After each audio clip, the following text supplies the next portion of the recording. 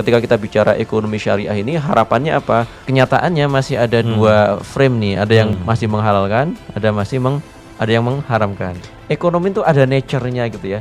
Ada koridor gitu kan, ada koridor yang harus dijalani, tapi sunatullahnya juga nggak bisa. Bisnis itu harus untung. 4 hari perputaran di pasar modal itu setara dengan 1 tahun perputaran ekonomi real. Tapi sayangnya Indonesia itu termasuk negara yang jarang memanfaatkan uangnya IDB.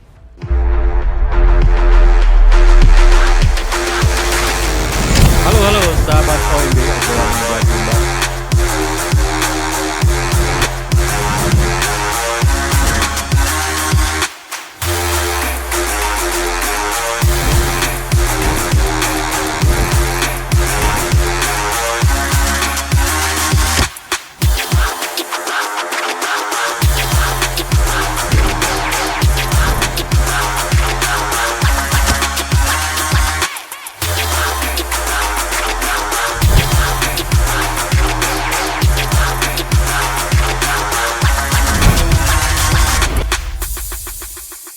Halo sahabat OMB, sahabat obrolan meja bundar.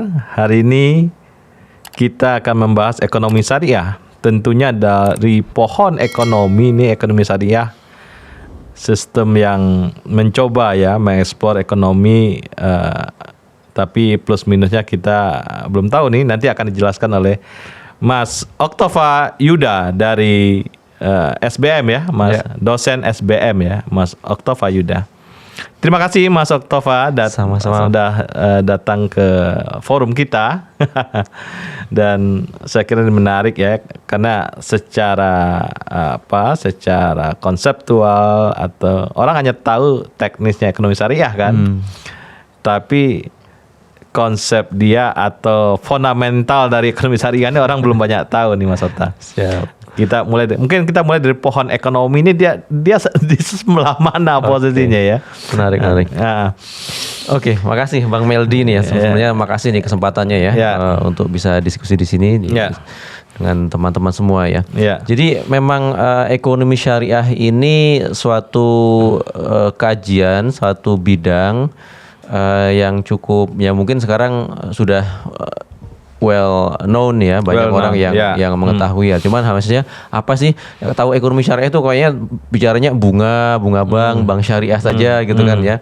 Padahal itu kan sebenarnya hanya salah satu aspek ya. Jadi tadi menarik tuh seandainya tadi diangkat pohon ekonominya itu seperti apa gitu kan ya.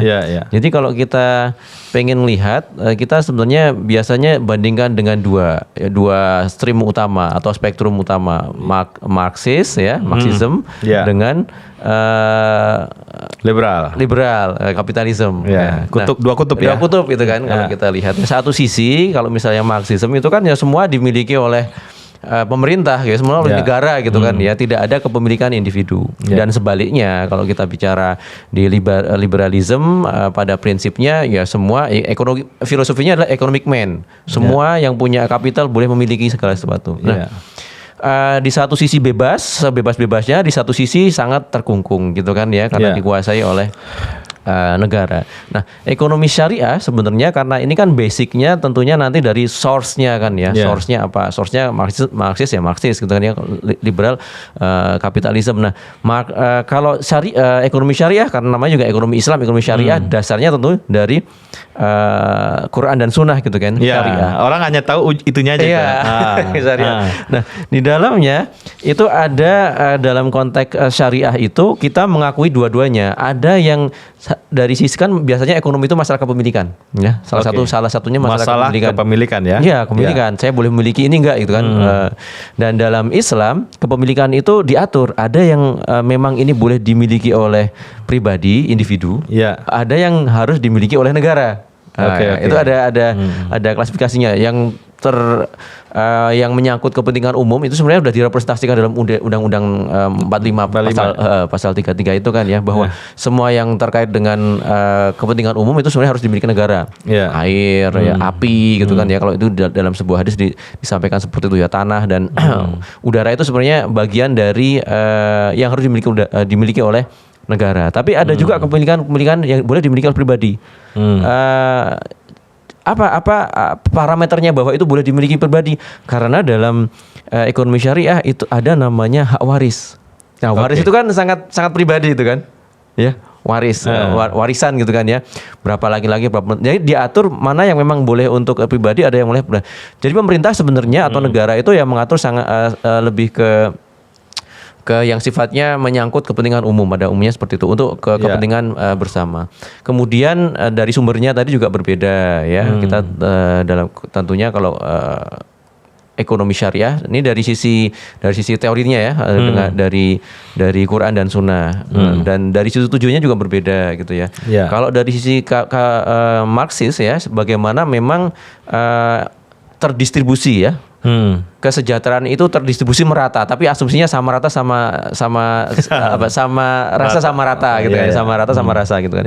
Kalau ekonomi kapitalis kan tidak seperti itu. Ekonomi kapitalis ya utility function, maksimasi utilitas ya. Kalau misalnya kepuasannya belum terpenuhi ya silakan dipuaskan. Yang gitu selama ini kita pelajari. Nah, kalau syariah kita ada istilahnya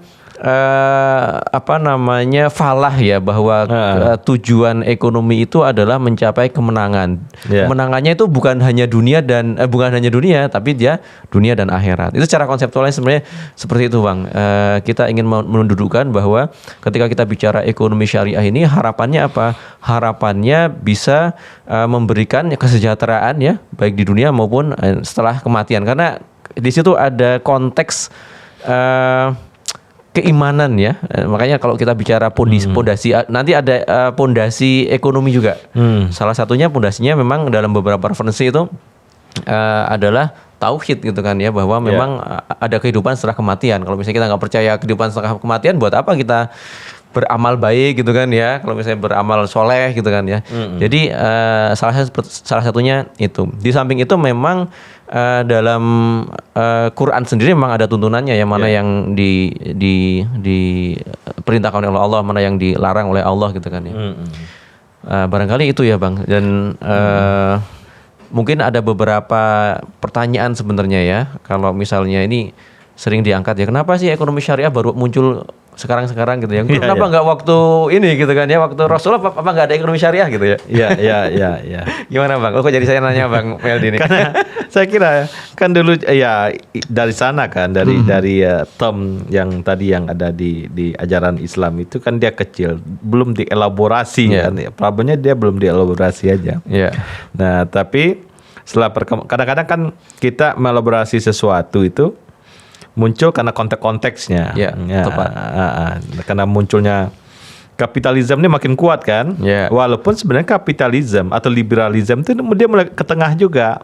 Nggak ada yang full kapitalisme gitu ya, nggak ada yang full juga komunis atau Marxis, itu nggak ada. Memang semuanya udah ke sana. Nah, sekarang tuh kapitalisme ini udah mulai ke tengah. Si karyawan juga dikasih saham kan, ya nggak? Iya, ada. Kesejahteraan karyawan juga udah bagus kan, ada itu-gitunya. Dan sedangkan yang kiri tadi, yang Marxis tadi, dia udah ke tengah juga. China mungkin contohnya sebenarnya udah gabung-gabung, nggak ada yang sebenarnya full sama sebenarnya. Nah, ditambah diwarnai lagi dengan ekonomi syariah. Tapi ekonomi syariah itu tidak diambil secara utuh. Barat ngambilnya nggak utuh kan? Dia hanya mungkin ngambilnya di perbankan saja, atau ngambilnya bagian-bagian tertentu saja. Nah, dari pohon tadi ya, kita lihat pohonnya kan. Nah, di Barat apa sebenarnya? Kenapa mereka mengambil itu? Bukan di Barat lah ya, di Eropa dan di rata-rata ya, ada perbankan syariah, keuangan syariah gitu kan. Kemudian sukuk diterbitkan di mana-mana gitu ya, obligasi syariah kan itu kan ya. Itu juga dijalankan. Jadi mungkin kalau kita coba lihat ya, Bang Meldi ya. Pertama, karena ekonomi Islam atau ekonomi syariah ini datangnya dari Islam, tentunya ini juga mengikuti filosofi dari Islam. Islam itu sendiri kan rahmatan lil alamin. Jadi konteksnya ekonomi itu juga harus bisa digunakan bukan hanya untuk orang Islam saja. Jadi dia harus bisa digunakan oleh siapa saja gitu kan. Sehingga ini bisa diterima oleh seluruh manusia lah. Sifatnya universal. Ya, pertanyaannya tadi kenapa kok Barat hanya mengambil bagian-bagian saja? Ini ada sejarahnya juga. Karena memang kapitalis ya fokusnya sebenarnya ya cuan ya Bang ya, uang gitu ya. Ada yang menarik dulu ya. Kenapa lahir ada perbankan syariah ya? Mungkin saya cerita histori terkait dengan perbankan syariah. Ada namanya petrodolar dulu Bang. Di mana? Teluk ya, Middle East ya. Middle East ya. Itu kan kaya dengan minyak. Kaya dengan minyak, kemudian uangnya mau disimpan di mana gitu kan, bingung kan. Cari yang aman kan. Cari yang aman, dan rata-rata mereka nggak mau mengambil bunga itu kan. Karena bunga dalam Quran sudah ditetapkan bahwa ini haram gitu kan ya. Haram. Jadi akhirnya ya tetap cari amannya ngambil di negara-negara Barat gitu kan, uangnya disimpan negara Barat. Tadi nggak mau ngambil bunga, kan seneng ke mereka. Padahal kita kalau bicara ekonomi keuangan standar ya ada cost of fund sebenarnya kan, ada biaya bisa dimanfaatkan. Nah itulah mereka kemudian melihat potensi ini ya, petrodolar ini atau gold biasanya kita ya emas hitam gitu kan kalau emas hitam. Itu juga bisa dilirik sama mereka, makanya kan memfasilitasi untuk mengambil. Dan karena semakin kesini ada berkembang ya, sebenarnya diskusi awal ekonomi syariah itu memang dipicu, salah satu pemicunya memang tentang interest, tentang bunga.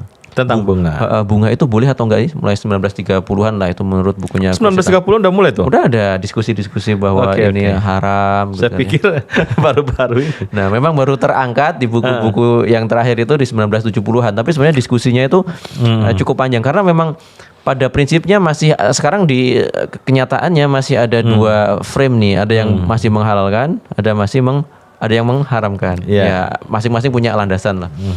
Nah, tapi kembali tadi ya, diskusi tentang bunga dan kemudian berkembang daripada uangnya disimpan di Barat, kenapa nggak disimpan kita sendiri saja di negara-negara Islam sehingga uangnya bisa dikembangkan untuk ekonomi Islam sendiri diputarkan ya. Ekonomi itu kan prinsipnya berputar ya. Uang kalau misalnya cuma disimpan nggak digunakan untuk aktivitas ekonomi itu nggak jadi apa-apa Bang. Jadi diputar ya.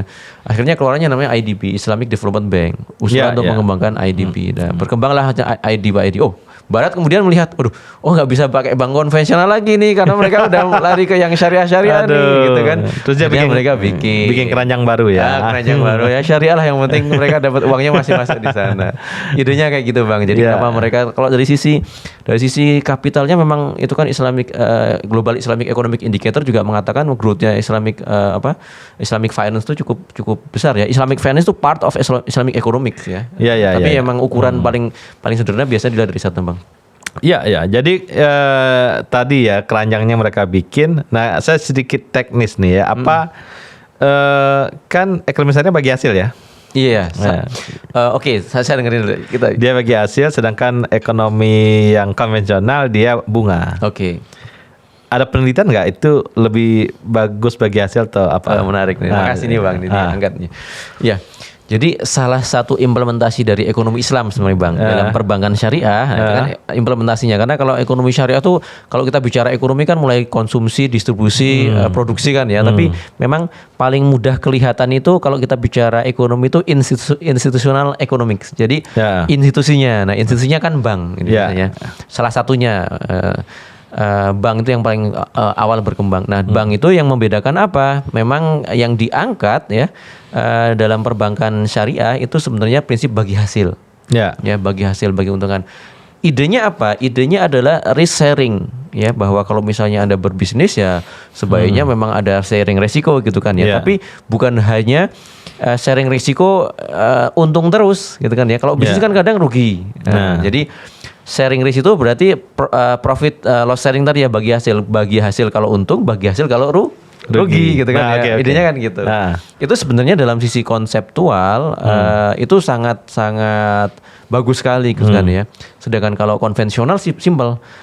Yang diangkat ya fungsi utamanya adalah interest saja. Bunga gitu kan ya. Saya pinjemin uang, lo yang penting balikin uangnya gitu kan ya, dengan tingkat rate tertentu gitu kan. Resiko nggak ada. Resiko ya pokoknya saya nggak peduli lo jadi apa. Yang paling kalau banknya bangkrut aja resikonya.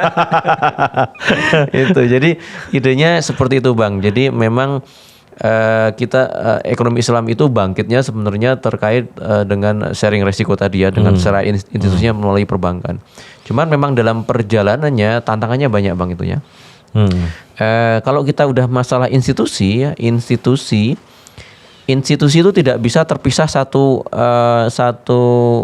institusi dengan institusi yang lain. Ya. Kalau kita mau bikin bank syariah saja, ya kalau misalnya tidak terhubung dengan suatu ekosistem ekonomi yang lain, ya bank syariah juga nggak akan bisa berkembang. Nggak berkembang. Kemudian ya bagi hasilnya juga nggak bisa berkembang gitu kan. Ya. Kemudian antar negara gitu ya. Kalau pernah karena kejadian kan Pakistan tuh pernah jadi salah satu negara Islam kan. Kemudian dia fully semuanya 100% diubah jadi bank syariah. Tapi karena ekosistemnya nggak ada, dia kan nggak bisa berkomunikasi sama negara yang lain. Gimana kalau saya transfer yang lain gitu kan? Akhirnya malah jadi nggak pernah. Jadi memang ekonomi itu ada nature-nya gitu ya. Ada koridor gitu kan, ada koridor yang harus dijalani, tapi sunatullahnya juga nggak bisa. Bisnis itu harus untung. Gitu kan Bang ya. Jadi prinsip bisnis harus tetap jalan. Tapi bagaimana bisnis ini tetap dalam koridor. Koridor ini kan syariah tadi kan ya, hukum-hukum yang berlaku gitu ya. Kenapa harus hukum? Karena memang dibuat hukum-hukum ini supaya kita sesuai dengan fitrah kita sebagai manusia. Karena kalau kita melanggar ya sudah pasti istilahnya sederhananya gini, kita punya pakai spek spek HP lah ya. HP kita diatur pakai kan udah ada casannya pakai HP yang kalau kita pakai yang lain mungkin bisa, tapi bisa rusak kan Bang. Sama kayak gitulah kita. Sebagai manusia kita udah dilahirkan cara fitrahnya udah ada aturannya, ada Quran, ada hadis semua itu. Nah, dalam konteks ekonomi juga kurang lebih mungkin gambarannya seperti itu Bang. Nah, bagi hasil ini kadang-kadang kan kita nggak tahu bagi hasilnya masih apa kalau masuk ke perbankan ya. Nah, itu gimana? Bagi hasil, bagi bank itu sebenarnya produknya banyak Bang. Jadi bagi hasil itu salah satunya. Karena memang bank itu nggak mau rugi juga Bang. Kan tadi ya prinsip bisnis utamanya adalah sunatullahnya kalau misalnya bisnis itu pengennya untung. Jadi kalau misalnya rugi nggak mau. Jadi dan resiko bagi hasil itu cukup tinggi juga ya, karena pernah dilakukan kajian juga, orang itu ada ada keinginan untuk melakukan fraud kalau konsepnya bagi hasil. Jadi bagi hasil kan gini. Bagi hasil itu revenue minus cost dapat profitnya dibagi. Itu bagi dia bisa main di cost ya. Dia main di costnya. Itu terjadi di salah satu bank syariah pertama lah kita sebutnya itu ya. Jadi bermasalah banyak yang seperti itu. Akhirnya bagi hasilnya ke bagi revenue. Kalau bagi revenue kan nggak bisa dimainkan tuh Bang. Jadi kesepakatan berapa itu masih bagi hasil masih oke. Nah itu kalau kita dari sisi, jadi kalau bank itu kan lembaga intermediasi. Ada kelebihan funding, saya kebanyakan modal, ada yang kekurangan modal, ya kan ya. Nah bank itu mengintermediasi. Karena bank syariah tidak boleh mengambil interest bunga, maka dia harus ada produk-produk substitusi dari bunga itu. Kalau dari sisi yang kelebihan funding ingin menabung, istilahnya menabung, maka dia konsepnya ada dua. Ada bagi hasil, ada titipan. Titipan ini sebenarnya saving. Saving ya. Karena menitipkan saja kan. Jadi supaya aman, misalnya nih Bang Meldi punya uang 1 triliun. Kalau disimpan di rumah kan orang banyak yang mau datengin kan, mau ngerampok, mau ini kan, makanya perlu disimpan gitu kan. Nah kalau disimpan biar aman di mana, di lembaga keuangan, di perbankan gitu kan. Nah itu saving, jadi supaya aman kan ya. Tapi ada juga saya menabung karena saya pengen dapat return. Nah itu bagi hasil. Konsep pertama mudharabah, bagi hasil. Yang konsep kedua wadiah, titipan. Kalau titip, ya saya menitipkan, Anda mau ngasih bonus ke saya boleh, tapi nggak wajib. Jadi titipan pun boleh gitu kan ya. Memberikan kepada penyimpannya hasil boleh, tapi tidak wajib. Supaya compete ya tetap dia biasa memberikan bonus istilahnya Bang. Kalau bagi hasil beneran. Jadi ini dari nasabah penabung ke bank ya. Bank. Nah bank ini kan uang nggak dianggurin dong Bang, uang harus diputar kan. Benar. Kemudian dari bank kepada pengusaha atau nasabah peminjam, ya, nasabah entrepreneur lah sebutnya, dia ada beberapa konsep bisnisnya, kita sebut sebenarnya akad namanya. Akad-akadnya. Ada akad yang untuk bagi hasil, ada akad yang untuk jual beli, ada akad untuk sewa, ada. Jadi dipisah-pisahkan sesuai dengan kebutuhannya. Jadi biasanya kita sebut cost plus margin ya, kalau misalnya untuk yang sales tadi berbasis namanya murabahah Bang. Misalnya saya mau beli rumah nih Bang, harganya 5 miliar, nggak punya 5 miliar, saya nggak punya nih kalau 5 miliar harus bayar. Tapi kalau misalnya setahun saya harus menyicil misalnya 1 miliar, saya punya gitu ya. Jadi bank akan membelikan dulu gitu kan. Oke, harganya 5 miliar, tapi saya belikan dulu, nanti saya jual ke Anda 6 miliar. Silahkan bayar ke saya cicilan. Nah, itu konsep murabahah Bang. Jadi kalau mudharabah biasanya untuk investasi. Saya punya usaha, saya mau jalanin usaha, saya mau buka nih, buka cabang nih, travel saya nih di kota ini. Saya mau beli saya rencananya mau beli kendaraannya, kemudian kantornya dan yang lainnya. Saya butuh investasi sekian, kemudian operasi sekian. Anda mau invest nggak nih? Nanti bagi hasil. Nah, itu biasanya bagi hasil tuh konsepnya. Tapi kalau murabahah biasanya ada barangnya. Jadi untuk merespon situasi, dia juga harus melakukan inovasi di situ ya. Nature of business still going Bang. Jadi itu udah sunatullahnya, bisnis itu harus untung ya. Jadi untuk meminimasi resiko, bank syariah juga harus. Tapi ada yang cukup fundamental menurut saya Bang, yang membedakan antara ekonomi konvensional yang direpresentasikan secara institusional ya oleh bank dengan bank konvensional dengan bank syariah. Apa bedanya Bang? Kalau kita ke bank konvensional, saya mau pinjam uang. Oh ya, Anda punya jaminan apa gitu kan? Apakah gaji, apakah aset gitu kan ya, tanah apa gitu ya. Oh, Anda punya, boleh saya kasih pinjamannya ini. Yang penting Anda mengembalikan uangnya. Saya nggak peduli uang dan bunganya. Saya nggak peduli uangnya mau buat apa. Ya nggak Bang? Syariah nggak bisa gitu Bang. Syariah gimana? Kalau bank syariah, ini uangnya mau buat apa? Gitu dulu gitu kan. Oh, saya mau buat beli rumah. Oh, kalau buat beli rumah berarti konsepnya ini. Murabahah tadi saya beli, atau dengan ijarah juga bisa konsep sewa. Oh, saya mau buat investasi. Oh, pakai bagi hasil. Meskipun beberapa investasi kalau misalnya masih membeli barang, dia bisa pakai murabahah. Jadi harus ada underlying activitiesnya Bang. Yang itu menunjukkan bahwa memang bank syariah atau ekonomi syariah itu dia selalu tight ya, terikat dengan aktivitas ekonomi, sehingga tidak terjadi namanya bubble ekonomik. Bubble ekonomik itu ekonomi gelembung, kayaknya besar Bang, tapi suatu saat dia meledak, gak ada isinya Bang. Nah ini kan sering terjadi. Nah iya, 2008 kan terjadi kan, global recession itu kan terjadi di Amerika karena itu sekuritisasi itu kan udah masuk. Karena kita nggak tahu nih buat apa gitu ya. Karena memang istilahnya apa ya? Gini contohnya ya Bang ya. Kalau di Amerika ketika terjadi global crisis di 2008-2009 itu, ceritanya kan itu ekonomi lagi boom. Terutama untuk ekonomi properti. Jadi orang kemudian memberikan pembiayaan. Orang memberikan pembiayaan lebih banyak gitu kan ya. Jadi diberikan kredit lebih banyak karena ini ekonominya lagi tumbuh. Bank juga pengen dapat untung banyak kan? Akhirnya diberikan kredit itu. Semua yang sudah layak mendapatkan kredit. Tapi di suatu titik udah habis ini yang layak diberikan kredit. Dia masuk ke second layernya yang sebenarnya nggak layak diberikan kredit, tapi dia dipaksakan berikan kredit. Jadi subprime mortgage. Subprime kan makanya. Nah, masalahnya apa Bang? Aset yang tadi diberikan pembiayaan namanya juga mortgage kan, pembayarannya jangka panjang. Sedangkan bank butuh cepet kan cashnya. Dia sekuritisasi itu Bang. Jadikan satu, dijual lagi ke orang lain. Ini saya punya aset nih. Nah, mau nggak nih saya saya jual ke Anda sekian gitu ya. Tentunya ada hitung-hitungannya gitu kan ya. Nanti saya dapat modal, saya putar lagi nanti supaya bergerak gitu kan ya. Nah, kayak gitu kan terus. Nah, suatu saat ternyata yang subprime tadi yang tidak layak mendapatkan kredit tadi gagal bayar. Muter gitu kan Bang. Jadi kan sebenarnya asetnya cuma satu, tapi diputer dia kayak asetnya jadi besar gitu Bang. Ketika satu pematiknya muncul, meledaklah dia. Jadi krisisnya kemana-mana. Itu sih yang utama Bang. Ini kan sebenarnya liberalism itu banyak lah. Jadi krisisnya itu berulang-ulang. Ada berulang-ulangnya kan. Nah, ada nggak ilmuwan yang cerita ini ada solusinya gitu yang resepnya apa gitu?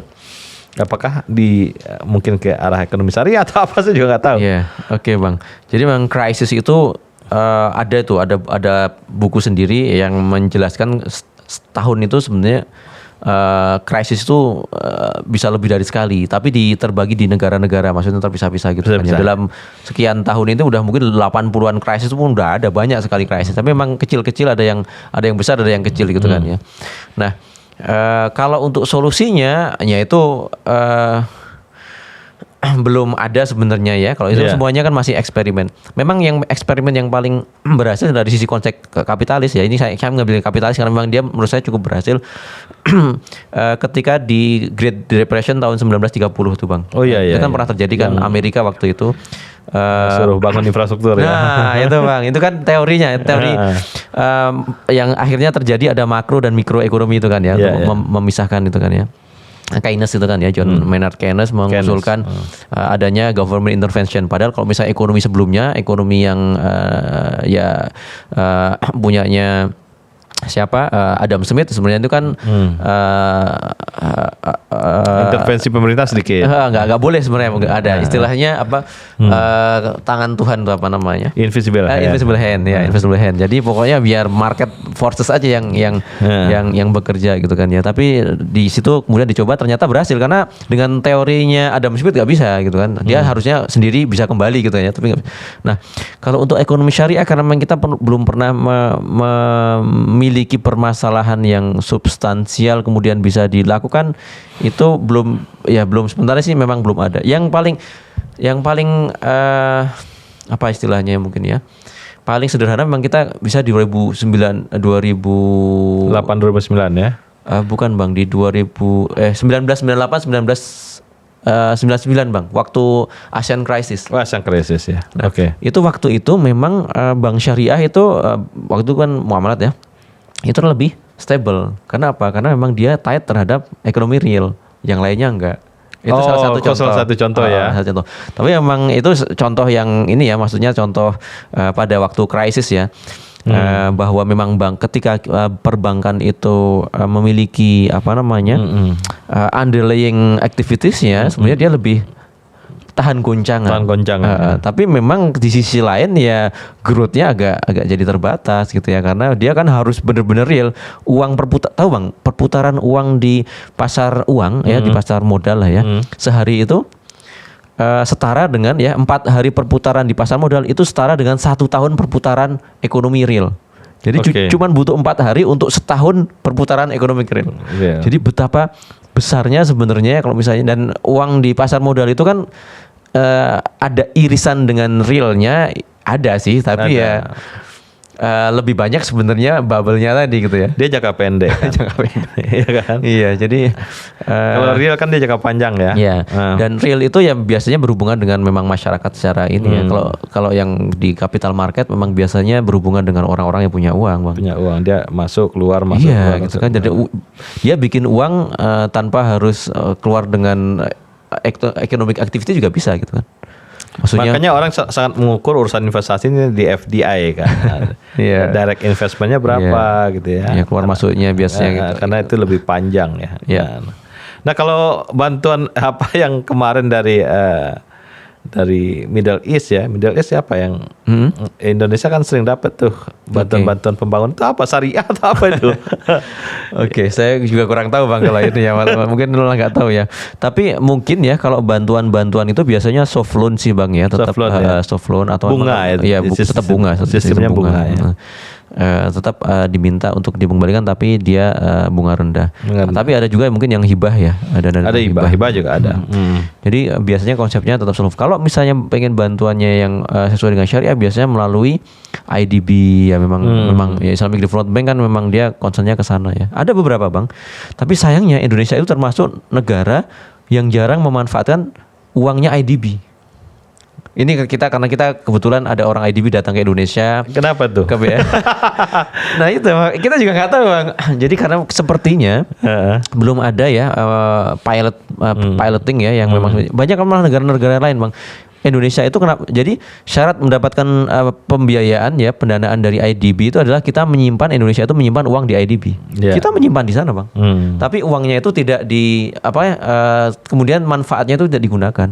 Nah itu masalah pemerintah sih Bang. Nah sekarang karena memang harapannya IDB duitnya lumayan. besar sebenarnya. IDB itu besar. Besar ya? Iya. Cukup lah kalau misalnya cuma untuk membangun jalan atau membangun ini nggak ada masalah itu. Besar. Biasanya infrastruktur memang dia kan cari yang aman ya. Jadi bank juga sama kembali ya, nature bisnis adalah tetap mendapatkan cuan gitu kan ya. Tapi dia cari yang aman. Konsepnya selalu dengan konsep syariah juga ya, bagi hasil atau murabah tadi. Karena ada Salman sedang mengusahakan untuk mau bikin rumah sakit juga kan. Jadi dia sedang mengusahakan dari IDB. IDB ya. Nah, dia akan dibantu oleh BPKH ya, yang haji. Uangnya sebenarnya sebagian uang haji itu yang ditaruh di sana gitu kan ya. Jadi itu ada uang haji. Bentar, saya harus konfirmasi itu kalau uang haji. Tapi intinya ada uang Indonesia yang ditaruh di sana.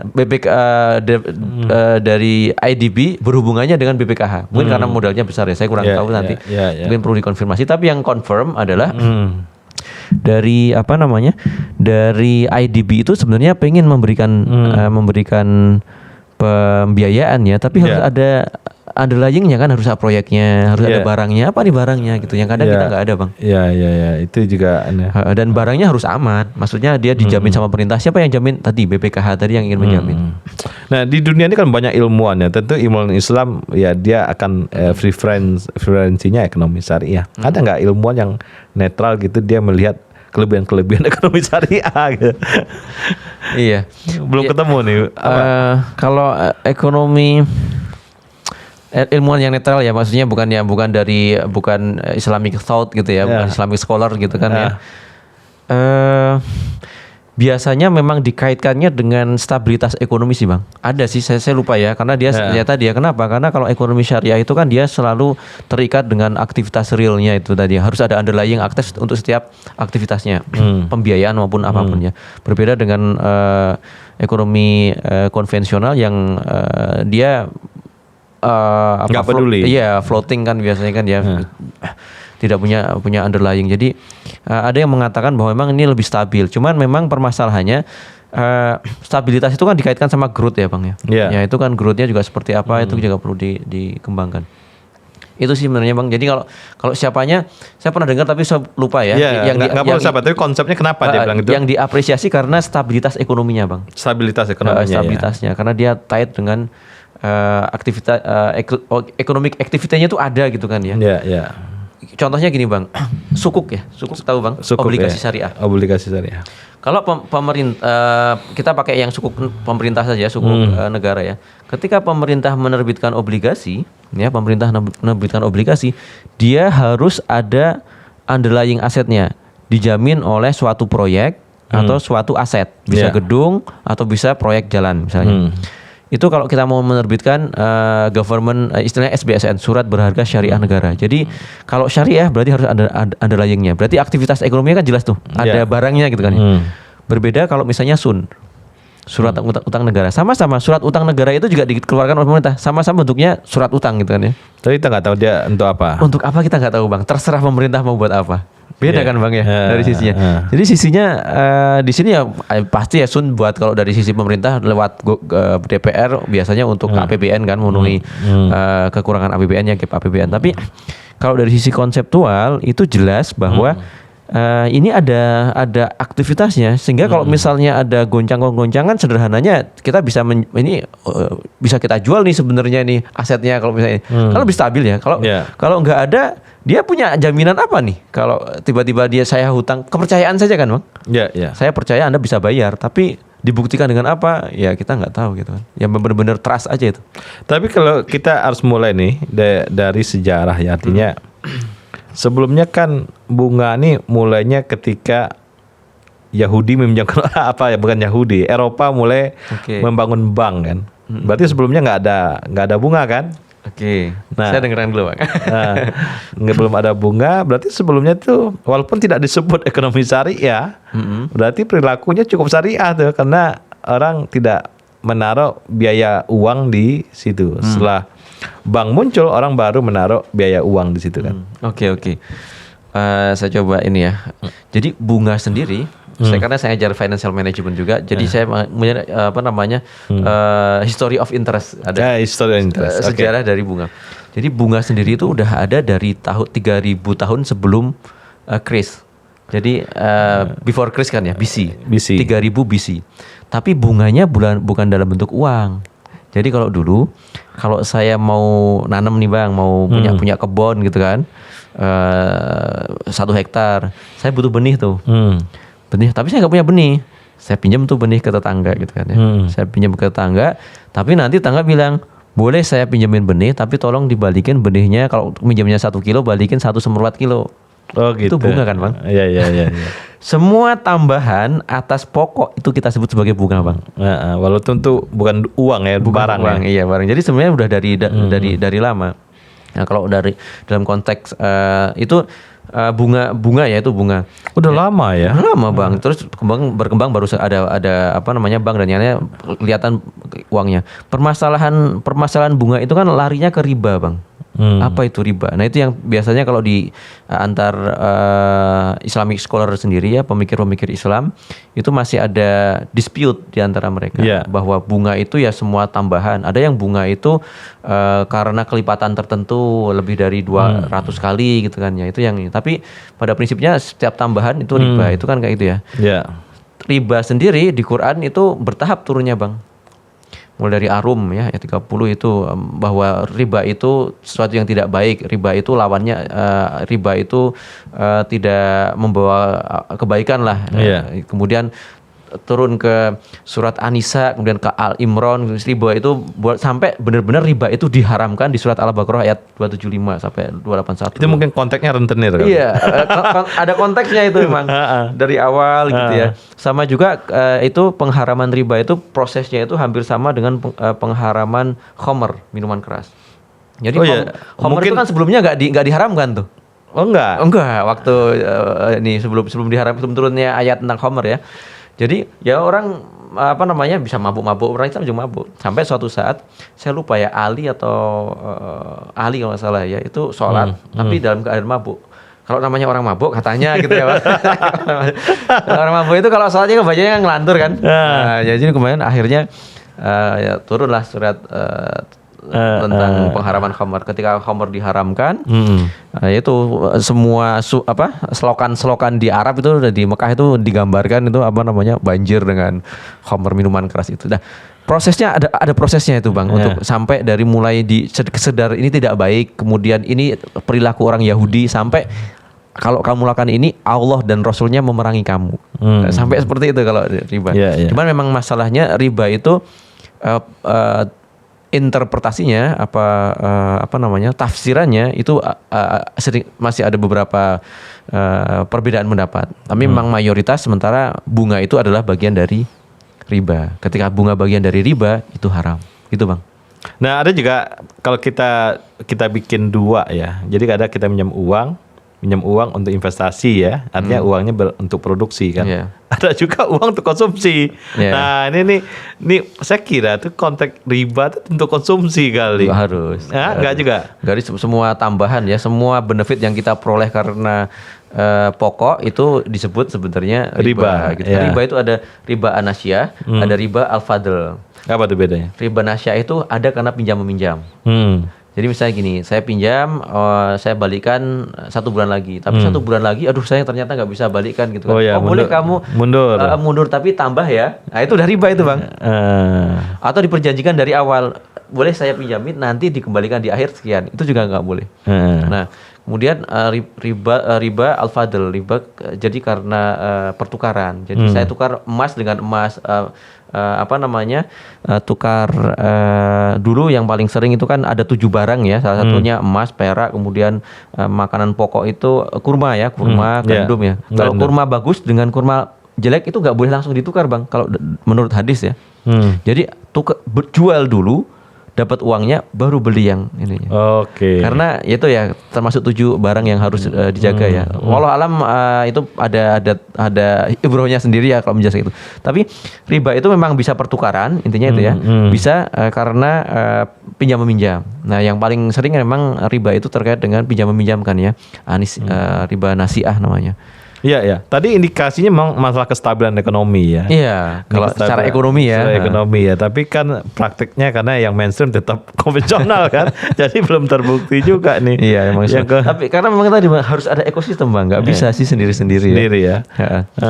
Masih semangatnya Bank Syariah pun ya sekarang masih coba untuk belajar supaya memang bisa lebih optimal ya, karena at the end kan sekarang Indonesia juga di satu di satu regulasi nggak bisa compete ya.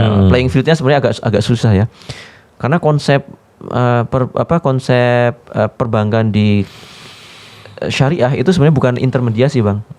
Itu lebih semacam investasi. Jadi kayak kalau kita sebut sebenarnya dia bukan investment bank, bukan intermediary. Selama ini kan bank dianggap intermediary kan.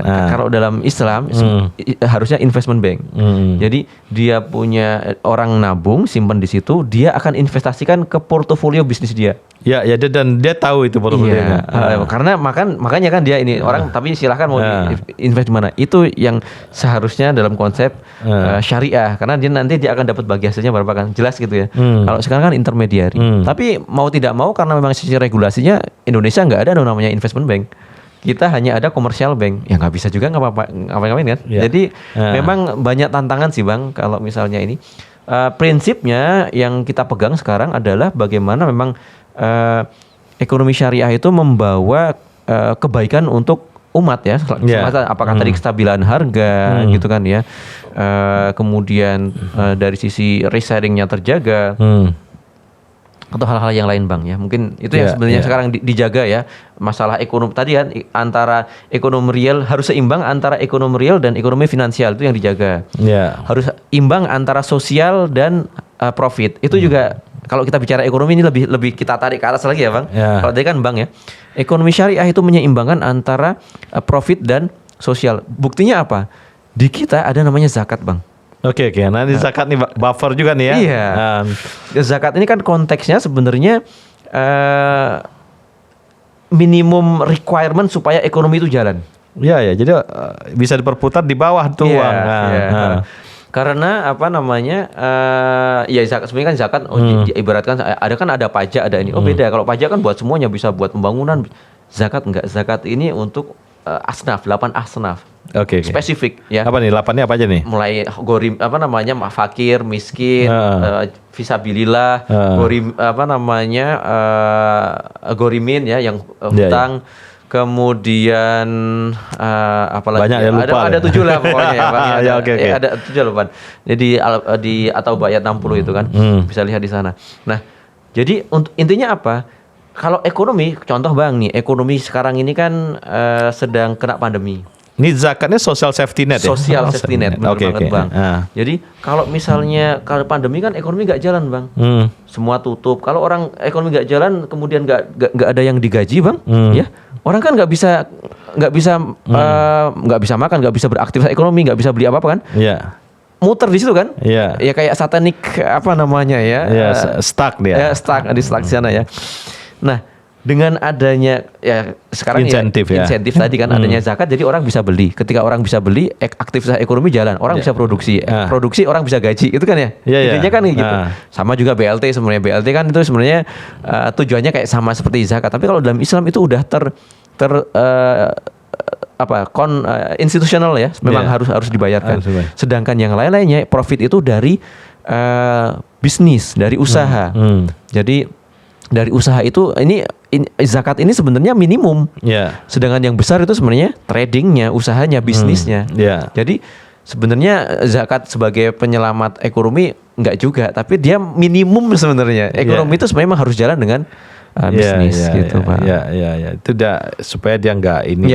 Tapi ini penting, zakat ini penting karena di yang lain nggak ada kan ya, Bang, maksudnya di ekonomi kapitalis apalagi di Marxis juga nggak ada, karena memang ini juga salah satu yang membedakan bahwa kita concern ya, Islam ini concern terhadap sosial juga. Ini bagian dari menjaga istilahnya kalau dalam konteks kita lihat ibroh ya, ibroh itu ya, pelajaran ini ada rasa sayang nih dari yang kaya terhadap yang miskin, sehingga ekonomi nggak akan terjadi clash of civilization gitu kan ya. Tetap akan jalan gitu, Bang. Tidak ada muncul masalah sosial. Itulah, Bang. Nah sebenarnya IMF awal dulu kan social safety net konsepnya kan. Ya jadi kan krisis 98 tuh IMF social safety net. Nah social safety netnya kayak yang di Amerika, bangun jalan ya kan, orang digaji atau bangun gorong-gorong, bangun macam-macam gitu. Infrastruktur kalau sekarang kan infrastruktur ya. Kalau zakat kan enggak, zakat itu konsumtif Bang. Konsumtif ya. Zakat dasar dari pertama zakat itu konsumtif. Sekarang ada zakat produktif dan yang lainnya itu ijtihad.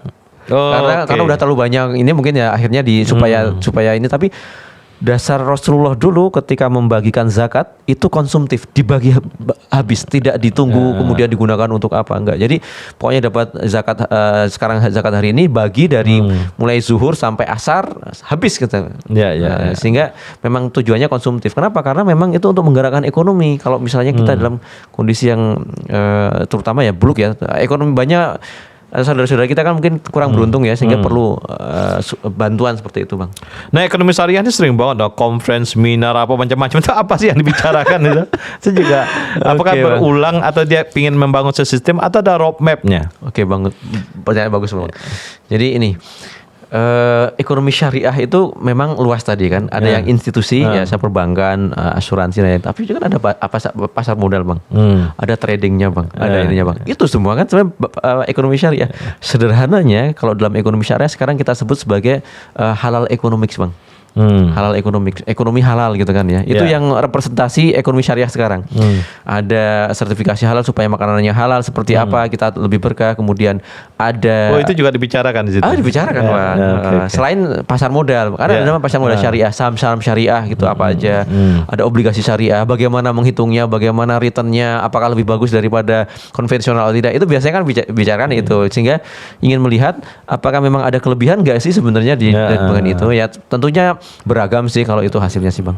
Untuk membangun ekosistemnya gimana itu? Nah sekarang dalam proses sebenarnya. Dalam proses. Bang. Ada roadmapnya pasti ya. Ada roadmap ekonomi syariah. Nah di Indonesia ini sebelumnya ekonomi syariah itu memang berjalan tapi di lintas kementerian, lintas lembaga. Sekarang di khusus Indonesia ya, didirigeni oleh KNIKS. Jadi Komite Nasional Ekonomi Syariah itu sebenarnya salah satu komite yang dibuat supaya memang roadmap ekonomi syariah bisa terjadi. Karena banyak nih orang menganggap ini ahli di sini, ahli semuanya jadi ahli dong. Tapi siapa nih yang ininya gitu kan? Nah bagi-bagilah.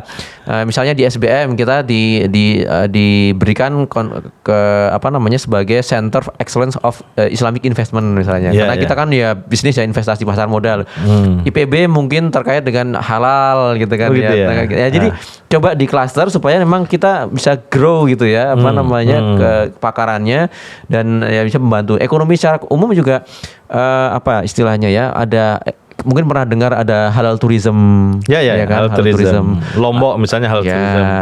Itu kan juga bagian dari membangun ekonomi juga kan. Di sana ada berarti harus ada sertifikasinya, makanannya harus halal, nanti financingnya juga harus halal gitu kan ya. Kemudian ada selain halal tourism itu sebenarnya ada jadi luas media halal juga ada. Enggak hanya riba Ada juga fashion muslim, ada atau biasanya kita sebut modest fashion. Karena kenapa enggak fashion muslim? Karena ada juga orang-orang yang mungkin misalnya Katolik Ortodoks ya, dia itu juga kalau dari sisi pakaian tertutup semua. Sama seperti hampir sebenarnya. Makanya kita sebut sebagai modest fashionnya. Banyak gitu Bang. Jadi kan orang awam bilang ini urusan riba-riba aja. Ternyata banyak elemen-elemen di dalamnya banyak sekali ya. Dan dalam roadmap ada target pasti. Ada targetnya apa tuh? Iya, saya lupa juga tapi ada tuh ya. Ada tapi Bang. Jadi kita juga ada pilar-pilar ekonominya ya. Pilar ekonomi misalnya keuangan, pilar ekonomi sekarang digital, pilar ekonomi. Itu ada juga. Udah ada roadmapnya dikeluarkan oleh KNIKS. Jadi kita roadmap ekonomi syariah. Sebelumnya roadmap keuangan syariah. Tapi udah ada. Sekarang udah geser lebih luas disebut ekonomi syariah, enggak hanya keuangan syariah. Dulu pun namanya KNKS dulu, Komite Nasional Keuangan Syariah. Tapi kemudian karena kita bicara ekonomi diperluas jadi Komite Nasional Ekonomi dan Keuangan Syariah gitu Bang. Nah kalau kita bicara di sudut kesadaran masyarakat gimana? Naik atau turun atau gimana? Ya sebenarnya sudah cukup naik ya kalau dari sisi ini. Sederhananya sebenarnya dari kita ada namanya kan financial literacy itu ada yang umum, ada yang Islamic financial literacy. Itu juga naik tapi memang masih sangat kecil sih Bang. Sangat kecil ya. Jadi orang nabung di dari BSI ya. BSI sekarang ada itu gabungan 3 bank kan. Sebenarnya bank syariah itu ada 14 bank, gabung 3 mungkin sekarang tinggal 12 atau 13. 12 ya. Banyak sebenarnya. Artinya orang yang buka rekening situ mulai naik ya. Naik. Atau orang mulai berbisnis. Asetnya juga setiap tahun naik dia. Naik dan orang yang minjam bukan minjam yang bagi hasil juga naik. Banyak juga yang mau menggunakan bank syariah sebagai ini juga banyak. Banyak ya. Dan mereka juga suka karena tadi ya kalau bisa pakai bagi hasil dia coba tuh bagi hasil gitu ya sehingga tahu porsinya. Tapi kembali tetap bisnis itu ada nature-nya ya kata saya bilang tadi sunatullahnya. Jadi bisnis itu juga harus profesional gitu, harus punya kompetensi. Nggak bisa kalau misalnya ini soleh kemudian dikasih uang, nggak bisa Bang. Nggak bisa. Kalau soleh kalau nggak bisa bisnis ya nggak bisa dikasih uang gitu kan. Itu cuma apa namanya koridor yang kita harus penuhi gitu. Tapi kompetensi utamanya jalannya sendiri sudah harus ada gitu. Maksudnya kompetensi kemudian kemampuan untuk melakukan bisnis ya itu. Kalau di perbankan itu biasanya sangat penting. Dari segi regulasi dia masuknya di sebelah mana tuh? Nah, regulasi menarik nih Bang. Regulasi tetap undang-undang perbankan bukan? Ada di undang-undang perbankan. Perbankan itu kan undang-undang perbankan syariah udah keluar Bang. Ada undang-undang suku juga ada, surat perbankan udah diatur.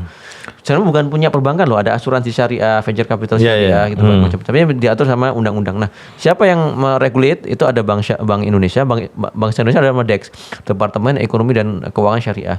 OJK ada, OJK namanya DPBS, Direktorat Perbankan dan Keuangan Syariah. Oh, OJK juga ada. Ngawasin ya. Di Kementerian Keuangan juga ada yang untuk yang kepentingan untuk surat berharga syariahnya. Jadi sebenarnya udah ada yang mengatur. Tapi memang sifatnya itu kan institusional ya. Iya. Berarti perhatian pemerintah udah ada ya. Ada untuk itu ya. Dan ini melihat ini potensi juga potensi untuk tadi dia pusat bukan intermediary walaupun dia tetap intermediary. Iya, nggak apa-apa. Yang penting jalan dulu kalau sekarang. Kalau kita bandingkan dengan Malaysia, kenapa kita tertinggal jauh? Karena Malaysia memang full support dari pemerintah, Bang. Iya ya, Malaysia cepat ya. Cepat dan kenapa? Jadi sederhananya gini Bang, kalau di Malaysia, sekarang kalau gajian jadi semua gaji lewat bank syariah. Selesai Bang. Selesai itu ya. Indonesia kan enggak Bang. Enggak ya. Enggak berani maksudnya karena memang kita ini kan ya. Nanti polarisasi lah. Iya gitu kan. Jadi memang kalau di sana government-nya bisa membuat kebijakan tersebut sehingga memang uangnya jadi asetnya jadi langsung besar kan. Ya. Kalau negara di dunia yang bisa ditiru apa nih? Sebenarnya orang luar kalau untuk ke ekonomi syariah ya, orang luar negeri yang niru Indonesia, Bang. Oh iya. Karena Indonesia lebih awal ya, muamalah itu awal. Karena Indonesia itu saya diskusi sama Pak Rifki Ismail, dia di Islamic Development di FSB, salah satu board tentang Islamic gitu kan Islamic di Malaysia. Dia cerita sebenarnya orang-orang dari orang luar negeri itu, orang barat itu lebih suka belajar ke Indonesia daripada ke Malaysia. Kenapa? Kalau Malaysia itu top down. Government-nya yang fasis ya. Government-nya yang ini sehingga pertumbuhannya tinggi. Otoriter lah ya. Indonesia enggak. Indonesia itu bottom up. Jadi, iya, karena masyarakat yang mau kan partisipasi ya. Ya partisipasi. Jadi karena partisipasi kan pasar itu Bang. Iya. Jadi kan pasarnya bagaimana sih bikin produk-produk syariah kalau di Indonesia pasarnya seperti apa. Jadi mereka kalau benchmark lebih suka ke Indonesia karena nature-nya ada di Indonesia. Karena kita juga macam-macam ini kan suku dan yang ini agamanya gitu kan ya. Dibanding dengan Malaysia yang mungkin cuma 3 suku dan ya maksudnya lebih mayoritasnya jelasnya. Jadi kita sebenarnya yang menjadi memang dari sisi pertumbuhannya oke lah kita masih belum ini tapi kalau dari sisi referensi kita yang jadi referensi Bang. Jadi ke depan nih apa nih imajinasi Mas Oktova ini terhadap ekonomi syariah. Ini bakal mainstream nggak? Mainstreaming ekonomi syariah ini gimana? Iya. Sepertinya apa yang sudah dilakukan oleh pemerintah Indonesia lewat KNIKS menurut saya sudah cukup on the track ya. Maksudnya itu bagaimana mengelaborasi semua menjadi dirigen supaya semuanya teratur gitu ya. Kemudian ada ininya. Itu menurut saya sudah on the track ya. Tinggal bagaimana memang kita konsisten terhadap target-target yang kita tetapkan aja Bang. Kan udah ada roadmap-nya itu Bang. Gimana mencapai roadmap. Itu aja sebenarnya Bang. Tantangannya tuh di situ ya. Ahli-ahlinya ada ya. Ahlinya ada. Dan kita kan ada MES ya, Masyarakat Ekonomi Syariah. Kemudian ada juga alumni ekonomi syariah juga ada. Kemudian ada perbankan syariah. Jadi sebenarnya asosiasi-asosiasi juga banyak. Fintech syariah juga berkembang gitu kan ya. Cuman memang kalau kita bicara bisnis itu bicara di pasar. Pasar itu siapa? Ya customer kan. Customer itu melihat benefitnya gitu kan ya. Karena kembali bahwa Islam ini kan juga universal ya. Jadi harus bisa digunakan oleh siapa saja, rahmatil alamin. Maka dia seharusnya juga memang melihat keuntungan-keuntungannya gitu kan ya, tanpa harus di ini. Dan itu harus bisa dibuktikan oleh masing-masing institusi itu sendiri gitu ya. Jadi nggak bisa juga sebenarnya kalau misalnya supaya tumbuhnya lebih natural ya. Ya memang harus tumbuh ya ekosistemnya, nanti akan berdampak ya, istilahnya multiplier efeknya akan dapat. Jadi kalau harapan saya target-target di roadmap itu tercapai, itu menurut saya udah capaian sangat cukup strategis. Dampak kepada negeri Indonesia juga atau bangsa ini juga akan bagus karena akan stabil kan ekonominya gitu kan ya. Kemudian kita lebih aman gitu kan ya. Makanan-makanan yang tersertifikasi halal itu kan sebenarnya double ya, dia BPOM iya, sertifikasi iya. Jadi sebenarnya lebih higienis kan sebenarnya. Jadi lebih aman kalau di sisi makanan. Kemudian dari sisi edukasi maupun media lebih mementingkan ke arah pengembangan insan ya, manusia ya. Kan sekarang kalau kita bicara media kan yang paling ramai kan ya yang senang-senang, hiburan-hiburan ya. Tapi bagaimana memang bisa hiburan itu juga ke arah edukasi. Itu sebenarnya di syariah arahnya kan ke sana, Bang. Arah ke sana ya. Jadi negatif-negatif yang dikurangi lah yang itu ya, karena diatur oleh ada syariahnya. Ya, maksudnya kan ada syariah. Maksudnya syariah itu kan sebagai hukum kan ya. Maksudnya dia koridor istilahnya kan ya. Gitu Bang. Terima kasih Mas Oktafa ya. Tapi terakhir nih saya nanya, ini menggelitik juga. Ini pusat penelitian di dunia yang fokus di situ aja terus. Apa nih yang ada di Malaysia Bang? Di Malaysia malah ya. Oke. Makasih Mas Oktafa, luar biasa ya, kita dalam banget, udah jauh kemana-mana nih. Sama-sama Bang. Ini menarik ya. Ya, saya di SBM juga ada Center for Islamic Business and Finance. Jadi ya feel free lah kalau misalnya nanti diskusikan. Dan ini juga akan memberikan literasi bagi kita semua, dan sahabat OMB akan dapat melihat apa ekonomi syariah berbeda dengan keuangan syariah ya. Dia nggak sekedar keuangan syariah. Dia tidak sekedar membahas riba. Sahabat OMB, sahabat obrolan meja bundar, inilah Oktafa Yuda, SBM ITB. Terima kasih.